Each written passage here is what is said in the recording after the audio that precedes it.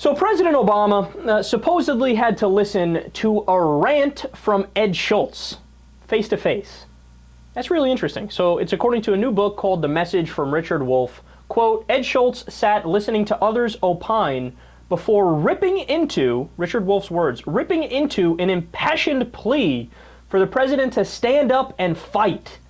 The 44th president of the United States listened calmly and nodded his head, surprising his aides with a meek appearance that successfully masked how little patience he had for such criticism.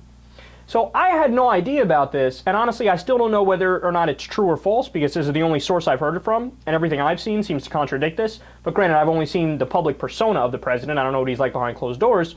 But Richard Wolffe is like, no, you don't get it. Behind closed doors, like, if you're criticizing Obama and he doesn't like it, like, he'll shut your ass down.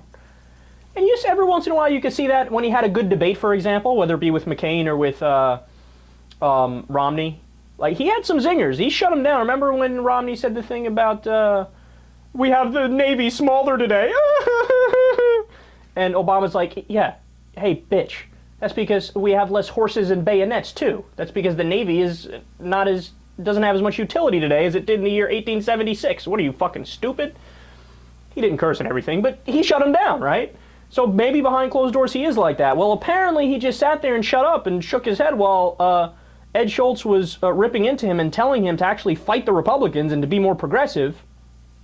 And Schultz talked about this on his radio show on Monday. He said, quote, I don't know, maybe they had thin skins over there at the White House. Fighting Ed. Fighting Ed. Now, as I brought up before, look, Ed Schultz is a mixed bag. There were times where I thought he was a 100% sellout to the Democratic machine and to the establishment Democrats, right? And the evidence of that, like, was brought up to me during the break is, hey, he was horrible on the Snowden issue. He was sided with the administration 100%. I mean, that's horrible. Like, you're dead wrong on that, right? But he's against the intervention in Syria. He's, now we learn that he tried to push the president to the left. He's very, very pro-union. And I think he believes it to his core. I don't think he would sell them out if he was in a position of power, right? So he's a mixed bag. But this I find really interesting.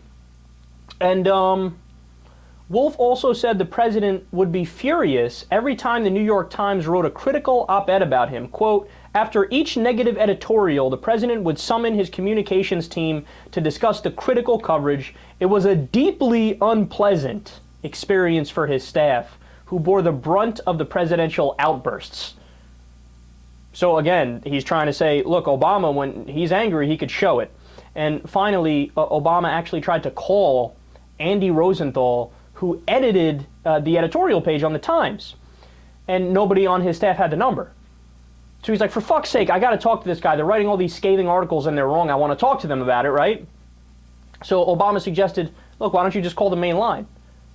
Call the main line, say, I want to talk to the guy, and then we'll be able to talk to him. And his staff was like, you can't do that. You're the president of the United States. If you call the main line, they're immediately going to announce it on the PA system that the president is on the phone for Andy Rosenthal, and they're going to write it the next day, and they're going to say how you were upset about what they said, yada, yada.